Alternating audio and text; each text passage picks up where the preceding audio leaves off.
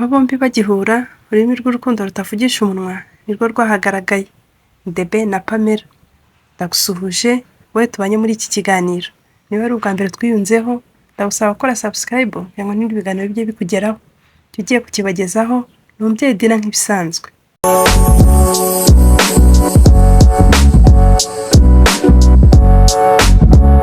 Uwicyeza Pamela, umukobwa w'ubwiza ndetse n'ikimero gitangaje, yatangiye kuba ikimenya bose ubwo yitabiraga irushanwa rya Miss Rwanda 2019, akundwa n'abatari bake ndetse bamuhundagazaho amajwi.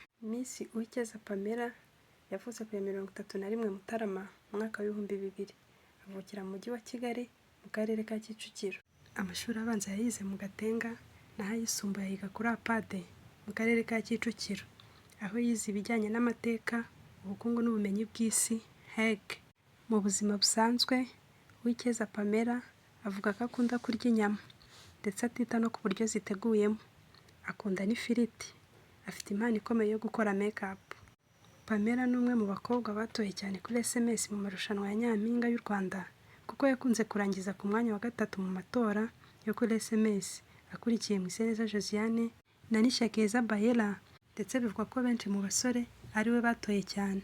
Uwicyeza Pamela yitabiriye irushanwa rya Miss Rwanda 2019 ahagarariye intara y'Amajyepfo. Afite imyaka 19 n'uburebure bwa 171 upima ibiro 68.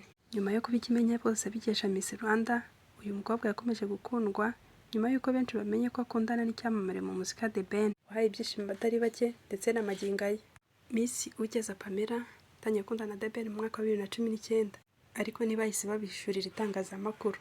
Umva inkuru yabo y'urukundo nk'uko The Ben na Pamela babyivugira.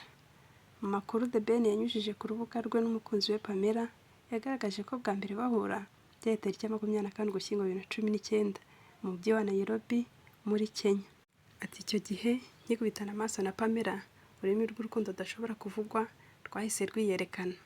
Ati icyo gihe namubonyeho byinshi byankuruye birangajwe imbere n'inseko ye, bituma mwiyumvamo bidasanzwe ndetse ntangira gutekereza ku hazaza hacu.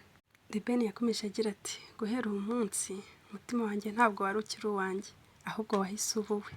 Uwicyeza ubwo yahuraga na The Ben muri 2019 yagiye muri Kenya yitabira irushanwa rya Miss Zuri African Queen, aho yanabonyemo ikamba ry'igisonga cya mbere. Pamela yavuze ko nyuma yo guhura na The Ben muri icyo gihugu ari mu mwiherero w'irushanwa byamwanze mu nda bikarangira awutorotse nubwo bitari byoroshye. Pamela avuga ko nyuma y'igihe amaze akundana na The Ben bageze aho barashyikirana cyane kugeza ubwo uyu muhanzi amusabye ko yamubera umugore mu mwaka wa 2022, undi ntiyazuyaza. Pamela yakomeje agira ati n'ubu ibyo bihe ntabwo ndabyiyumvisha. Twari turi muri Maldives kuko twese dukunda gutembera cyane, ubwo umukunzi wanjye yansabaga ko namubera umugore, afashe impeta nziza cyane hagati mu nyanja y'Abahinde, nanjye ndamubwira ngo yego. Miss Uwicyeza Pamela akomeza avuga ati muri mwaka wa 2022 ntibyarangiriye aho, kuko aribwo twasezeranye imbere y'amategeko, umunsi Pamela afata nk'ibyishimo bidasanzwe.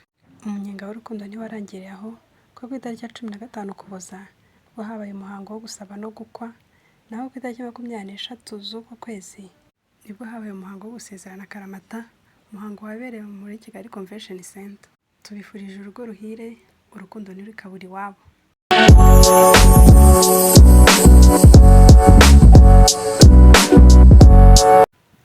Ndagushimiye twabanye muri iki kiganiro. Niba ari ubwa mbere rutwinzeho, ndagusaba gukora subscribe kugira ngo n'ibindi biganiro bijye bikugeraho. Kandi bakunze ibyo dukora, ukore no kuri like. Ndabakunda, Imana ibarinde.